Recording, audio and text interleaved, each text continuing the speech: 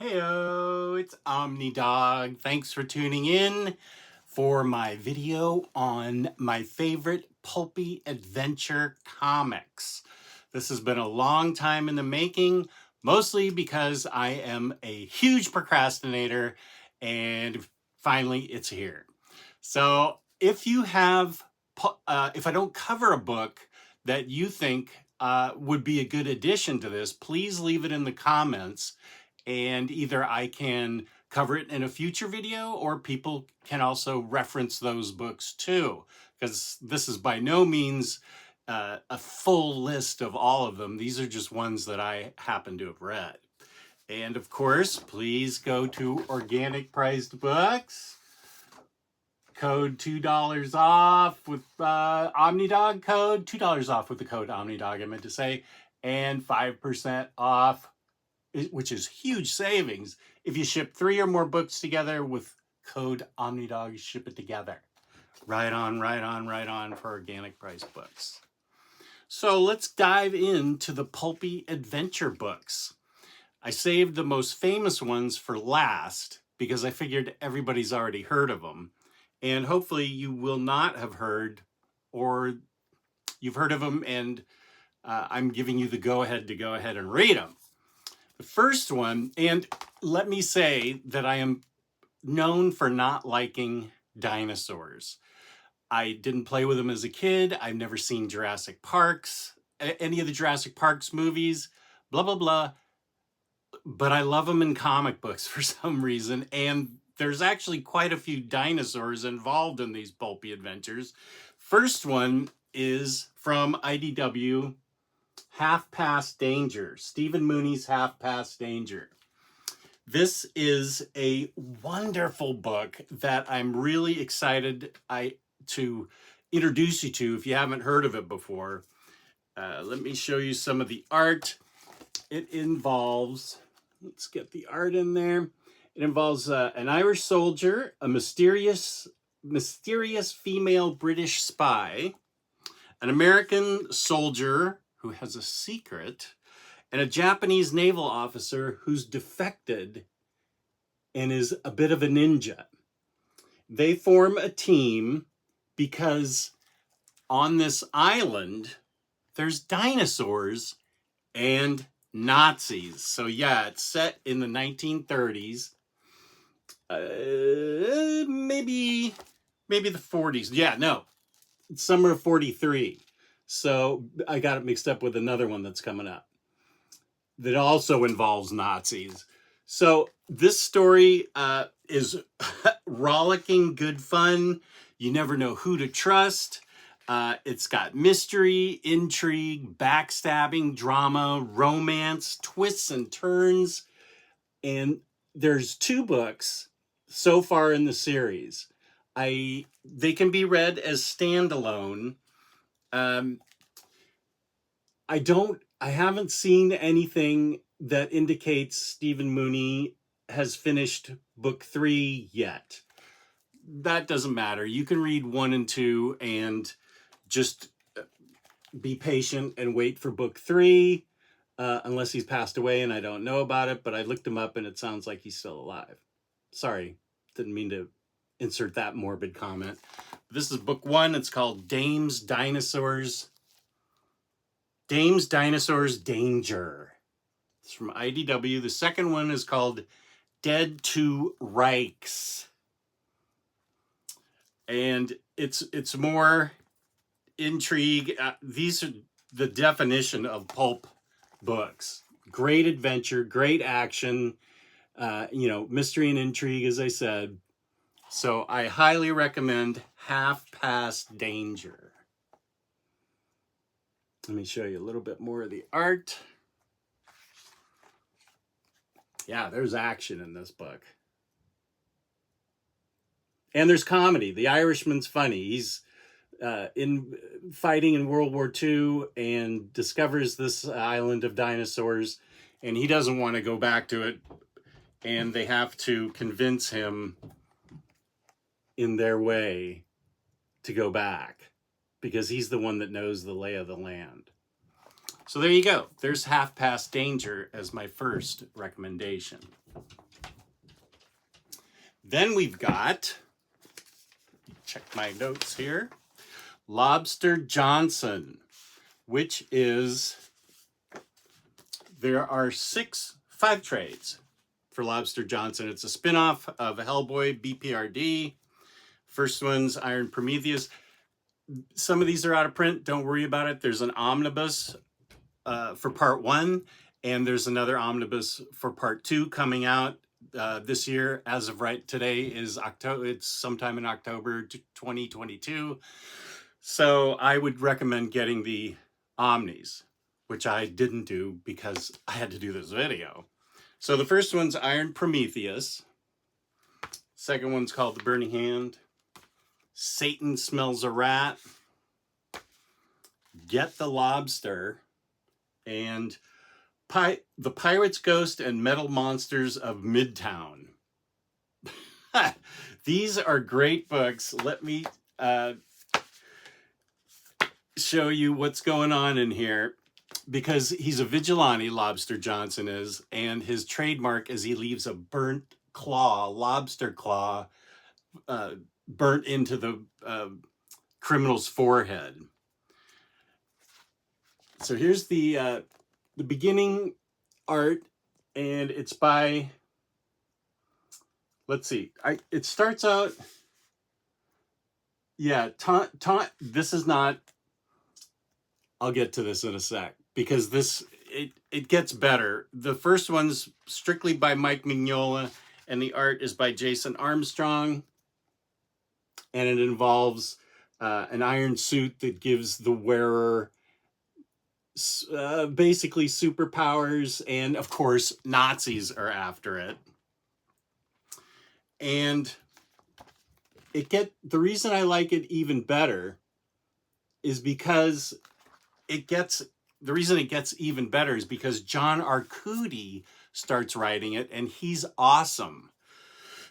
And I don't even know how to say this name. Mike Mignola does the overarching stories, but John Arcudi is the one that writes books 2 through 5. And Tonsi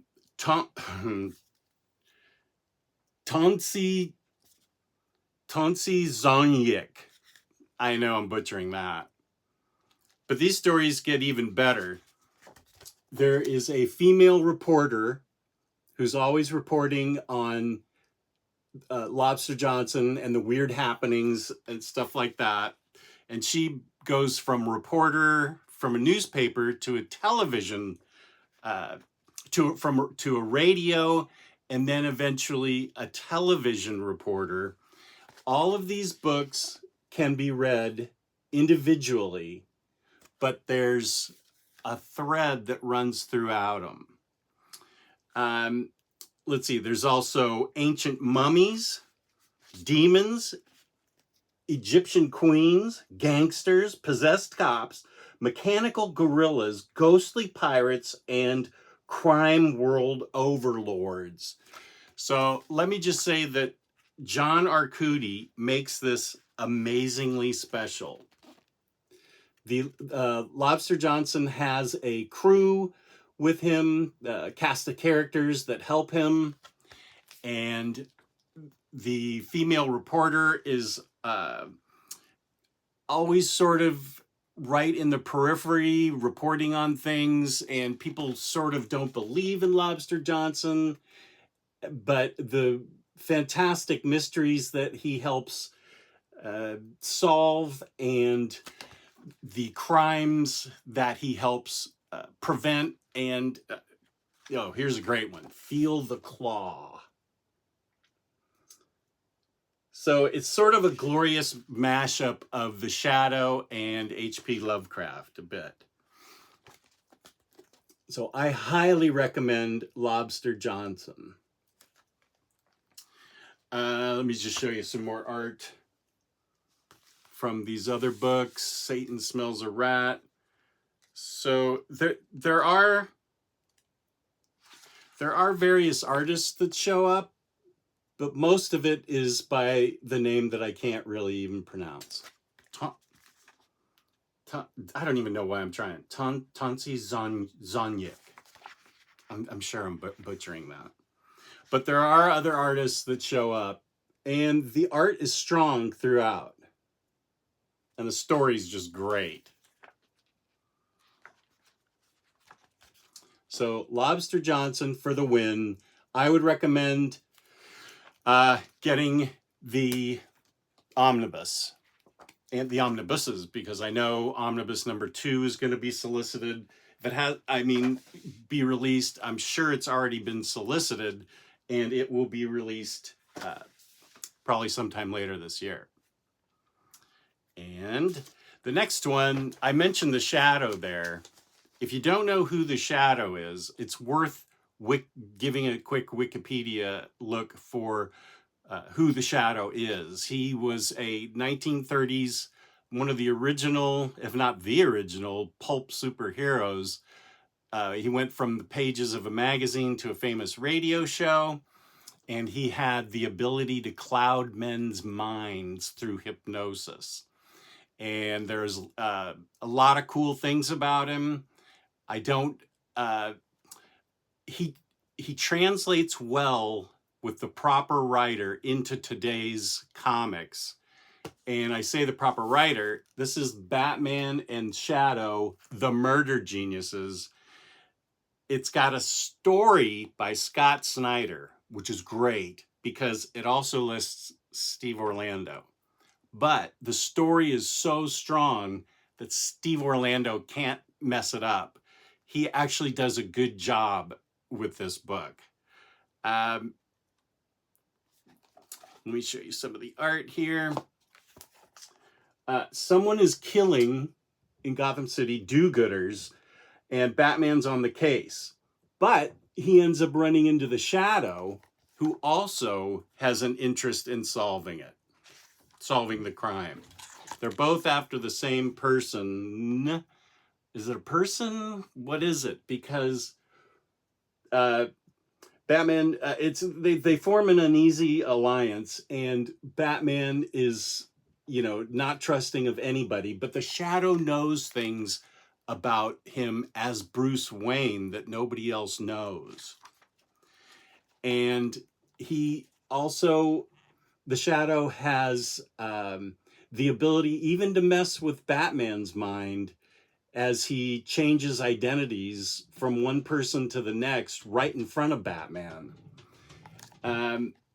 Their adversary joins forces.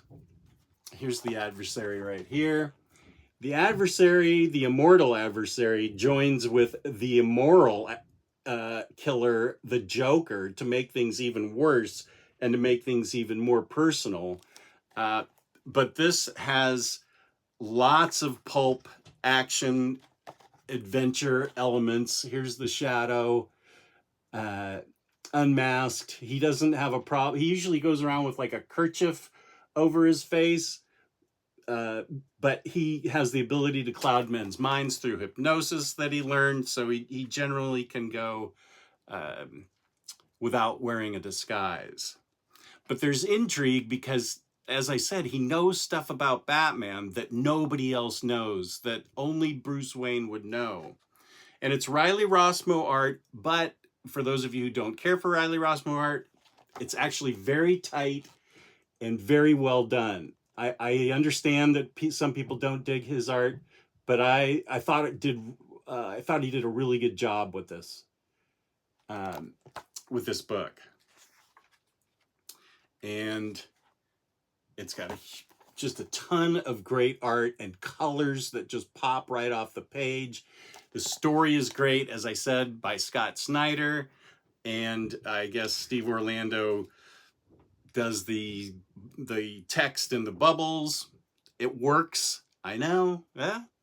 It works. It's really good. The Murder Geniuses. It's a collaboration between Dynamite and DC.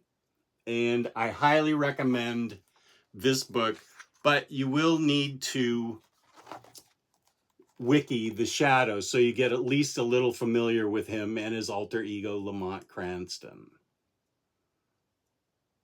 So that's Batman and the Shadow, Murder Geniuses. And the next one is one of my favorite books that I've read in a long time. It's from Aftershock, and it's called Rough Riders. In this book, now some people may compare it to the League of Extraordinary Gentlemen. That's a fair comparison because Teddy Roosevelt, who's right there, has to solve a number of, throughout the book, has to solve a number of strange happenings, crimes, go on adventures, and he chooses as his cast of characters Jack Johnson. This is around the turn of the 20th century, so in the 1900s, just before he becomes president and when he becomes president. So Jack Johnson, heavyweight boxer, Annie Oakley, Harry Houdini, Thomas Edison, and then a career criminal named Monk Eastman. And they battle their way through aliens that have advanced technology. I'm trying not to spoil it, but the aliens show up pretty soon, pretty early in the book. But the aliens also have all kinds of other powers, and what they need to get on, they need to figure out what the aliens are up to, what they want on Earth, and who they have corrupted, because this is a conspiracy that goes all the way to the top of the most powerful and richest men in the United States. And it also deals with Rasputin, William Randolph Hearst, and a cabal of cultists intent on world domination. Plus that conspiracy that involves, like, they're called robber barons, like Vanderbilt, and other people that made their fortunes back then. And he has the Rough Riders. He does charge up San Juan Hill in Puerto Rico. And that's actually one of the first things that he does, is to, that's where the first adventure happens. So here's a look at some of the art. Really great art. Super great adventure, action. Annie Oakley just completely kicks ass. So does, I mean, they all do. Thomas Edison is in there as an inventor who helps them, but he's really not much of a fighter. And of course, Houdini's amazing. And this deals with turn of the century anti-Semitism and racism and sexism because of Annie. But it's handled all very, I think it's handled all really well. It's just a huge kick in the pants of fun. And I really dug this book. Rough Riders.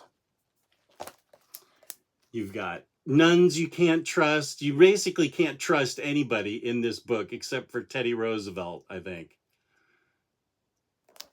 And he's a major ass kicker in this. So that is Rough Riders, which from Aftershock, which I totally dug. Then we come to, these are some of the more famous ones. The first one was known as, when it first came out, Cadillacs and Dinosaurs. And the second one was Dinosaur Shaman. And the third one, Time in Overdrive. Now, as I said, I generally don't dig dinosaurs, but obviously a book called Cadillacs and Dinosaurs is going to have a ton of dinosaurs. These are all out of print, so don't bother looking for them. But what is in print, wait, are these colored? No, these are black and white, and they're very much done in the style of EC Comics. Now, one of the things that Mark Schultz is great at, he's the writer and the illustrator, is his art. And you can see from the very beginning, this is Cadillacs and Dinosaurs, you can see how his art progresses throughout. Again, don't worry about getting this one because Xenozoic Tales has been put out by Flesk, and it is a great book. It's still in print. I double checked. And these are still in black and white, but they are beautifully illustrated. And what it is a dystopian future. I need to get a little closer since it is black and white. Involving a guy named Jack Tenrek. He's a mechanic and a survivor. This is set in the far future. A woman named Hannah is an ambassador from another land who comes to visit and ends up staying. They don't trust each other. They form an alliance with each other. They end up trusting each other, and they go on amazingly great pulpy adventures dealing with, of course, dinosaurs, and he's called Cadillac Jack. While they're trying to stay alive, they learn about the cataclysm that caused the Earth to be flooded with water. So not only are they dealing with all kinds of adventures, but they're dealing with backstabbing power brokers, conspiracies, and people trying to undermine them. And as I said, it's laid out like an EC comic, and you can just see Mark Schultz's art just get better and better with each page. They've only got really their wits and a few guns that they can rely on and try and prevent the current population from repeating the mistakes that ended up flooding the Earth. Mark Schultz does a great job writing this. His art is just beautiful. I highly, highly recommend this. Xenozoic Tales. I did double dip. I wanted to get all of them together. And also, I couldn't have made this video if I just showed out-of-print books that you couldn't get. So the artwork is amazing, and it's just an exciting, super pulpy adventure. You've got planes and flying pterodactyls and boats, cities that are sticking up out of the water. They get marooned on places. It's just action-packed.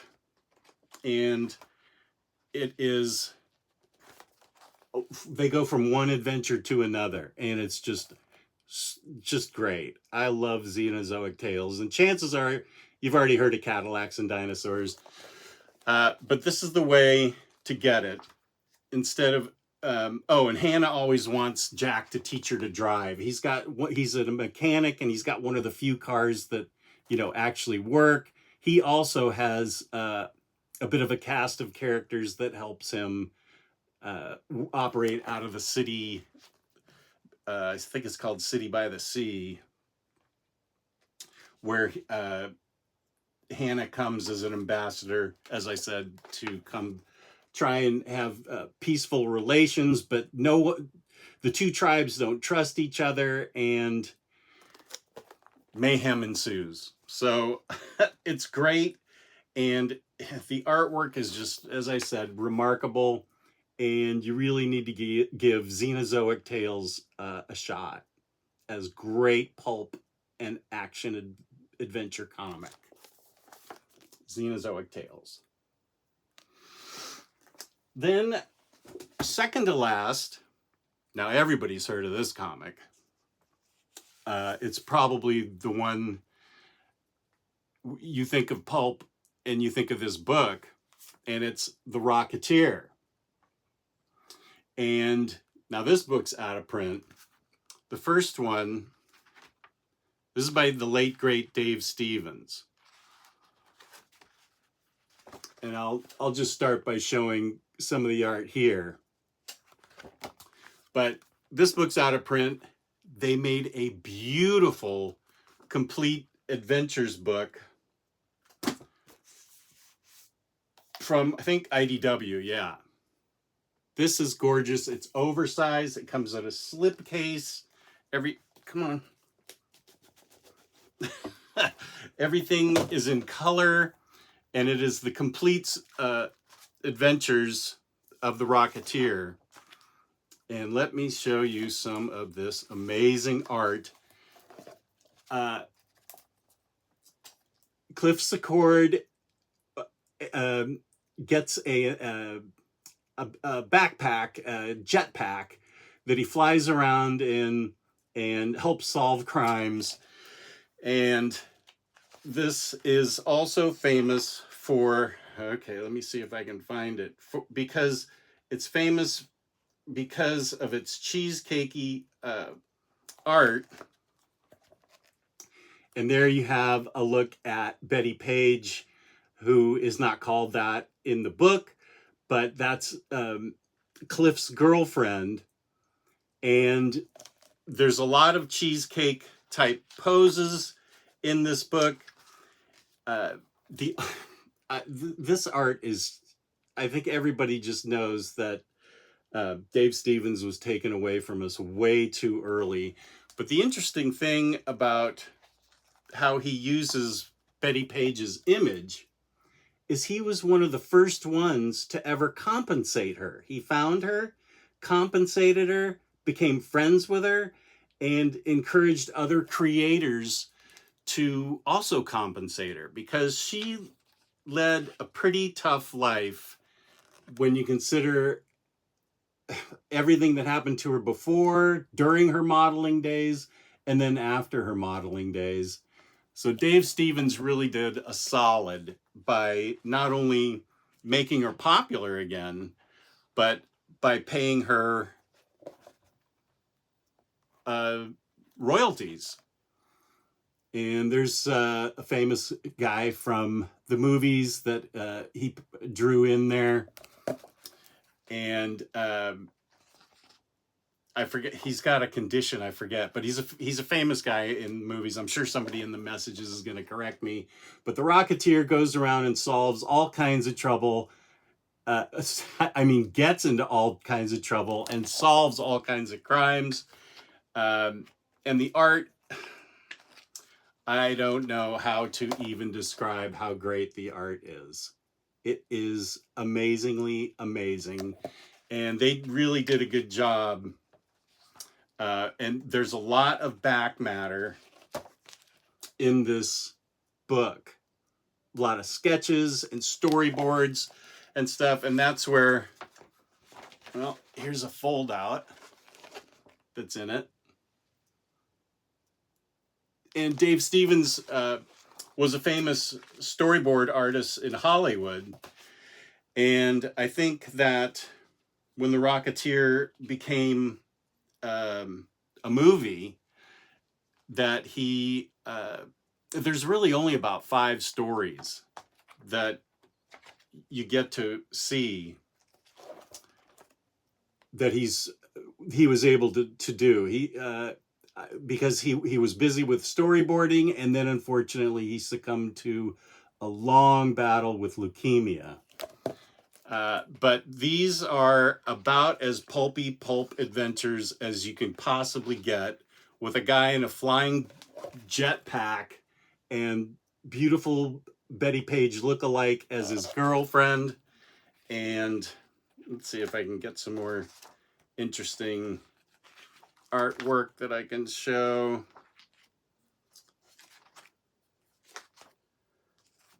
It's just amazing. This is the book to get as far as pulp comics. Just beautiful, and he was taken away from us way, way too early. So I dug all the stories in this book. And of course, the art's great. There's also, this may sound like heresy, but Mark Waid, I think, writes an even better Rocketeer in Cargo of Doom with art by Chris Samnee.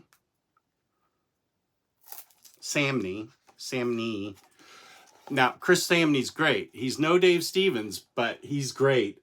But I think Mark Waid's an even better writer than Dave Stevens. I love Mark Waid, and I think these stories are even more interesting and more organic, and don't hit the same notes as some of the stuff Dave Stevens did. So there's Cargo of Doom by Mark Waid, and then the ultimate pulp team-up, Rocketeer and Spirit in Pulp Friction by Mark Waid. The art's good in this too, and if you know anything about the Spirit, which you should, you know that it is a team-up made in heaven with the Spirit and the Rocketeer meeting together and having the pulpiest of pulp adventures possible. And the art's really quite good in this book too. And then last but not least, this is the book that I only have a couple references of it because I lost a bunch of stuff in a flood. But everybody probably already knows, I referenced this before, League of Extraordinary Gentlemen. This is by Alan Moore with art by Kevin O'Neill. And I only have the 2 absolutes, but I'm quite sure it's been reprinted in several different formats. I'm pretty sure within the past year or 2, a new book came out, and I'm pretty sure I own it, and I'm pretty sure I don't know where it is. But this is Alan Quartermain, Captain Nemo, Holly Griffin, Dr. Henry Jekyll, Mr. Edward Hyde, and Mina Murray are the champions that are drawn together, and in 1898 Victorian England help solve crimes. I mean, this is a ton of fun, and it features, you know, a lot of famous people. It was made into a not very good movie. I believe The Invisible Man is also in this. And I just have books 1 and 2 in the absolute format, but I know that there are a ton of there's a ton of versions out there, and I'm sure you will have a good time reading it. I wouldn't bother looking for the absolutes. I think they're badly out of print, and you don't need that kind of trouble when it's easy to find the reprinted books in whatever format there is. But yeah, these guys get into all kinds of crazy adventures around turn of the century, 20th century, around the turn of the 20th century. So that's League of Extraordinary Gentlemen, and that am all the pulpy books that I can recommend to you. If you have suggestions, please feel free to leave them in the comments section. I would love to find out more if you have some other ideas of maybe I could do a second video. Maybe I own some of the books and overlooked them. But thank you so much, and remember, organic price books with my code Omnidog. So peace and love, peace and love. I hope you enjoyed this pulpy action adventure video, and peace and love, peace and love. Love you all. Thank you for watching.